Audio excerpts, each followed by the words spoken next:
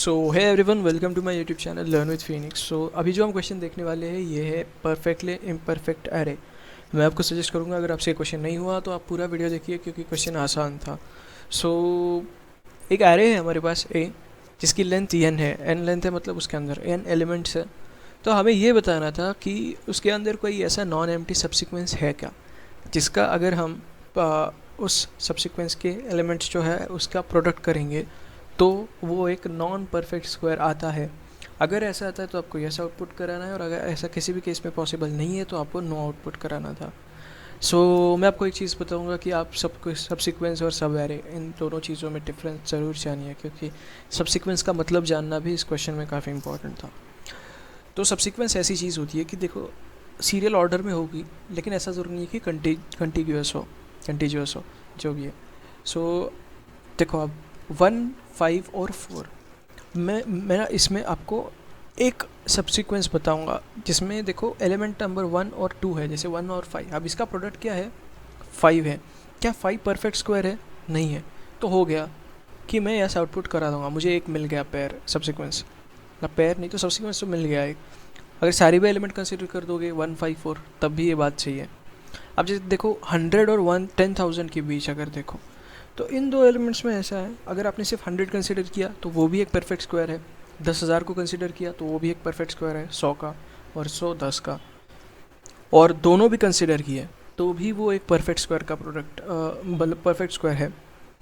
तो इस केस में आपको कोई भी ऐसा सब्सिक्वेंस नहीं मिलता जिसका प्रोडक्ट जो रहेगा वो एक नॉन परफेक्ट स्क्वायर होगा। तो इस केस में आप आउटपुट नो कराओगे। तो हम क्या करते हैं, सिंपली एक बार ना इस एक टेस्ट केस के साथ हैंड रन कर लेते हैं, जैसे 1, 5, 4, 9। अब देखो मेरे पास ये 4 एलिमेंट्स हैं। मैंने कहा कि यार मुझे सब्सिक्वेंस ढूंढना है। मैं क्या करूँगा, पहले 4 और 9 बस कंसीडर कर लेता हूँ। 4 और 9, 4 और 9 का प्रोडक्ट कितना आता है? 36। ये तो 6 का स्क्वायर है ना, तो ये भी नहीं होगा। 1 और 9 कंसीडर कर लेता हूँ। 1 और 9 का प्रोडक्ट क्या आता है? 9, जो कि 3 का स्क्वायर है। ठीक है, तो इसमें लॉजिक क्या था वो अब हम समझते हैं। देखो बेसिकली क्या होता है ना कि अगर आप दो स्क्वायर नंबर को ही मल्टीप्लाई करोगे तो उनका प्रोडक्ट भी ऑफ कोर्स मतलब फैक्टर से ही बनेगा ना। जैसे देखो 4 और 9, 4 और 9 ये इसके कितने हैं? 2 इंटू 2, इसमें 2 फैक्टर्स है, और इसमें क्या है? 3 इंटू 3।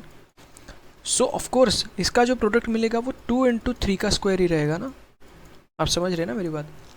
लेकिन इस केस में अगर 1 और 5 कंसिडर करोगे तो 5 के फैक्टर्स नहीं बनते, मतलब स्क्वायर में फैक्टर्स नहीं बनते, पेयर में फैक्टर्स नहीं बनते। 5 के फैक्टर्स क्या है? 1 और 5 है, तो ये पेयर में नहीं बनते। इसलिए अगर आपके सब्सिक्वेंस में ऐसा एक भी नंबर है जो जो एक खुद स्क्वायर नहीं है ना, किसी नंबर का खुद स्क्वायर नहीं है, तो वो सब्सिक्वेंस आपको not a perfect square number देगा। जैसे 1, 5 कंसिडर करोगे तो 1 और 5 का प्रोडक्ट 5 आता है, जो कि एक नॉन परफेक्ट स्क्वायर है। 1, 5, 4 कंसिडर करोगे तो उस केस में भी वही आएगा। मतलब जिस किसी सब्सिक्वेंस में आप 5 को कंसिडर करोगे वो वाला सब्सिक्वेंस आपका नॉट अ परफेक्ट स्क्वायर होगा। लेकिन 1, 4, 9 के साथ अगर ये तीनों में से 1 कंसिडर करो, 4 या 9, या फिर 1, 4 या फिर 4, 9 या फिर 1, 4, 9, तो उस केस में आपको परफेक्ट स्क्वायर मिलेगा। क्यों? क्योंकि 1, 4, 9 अपने आप में एक स्क्वायर है।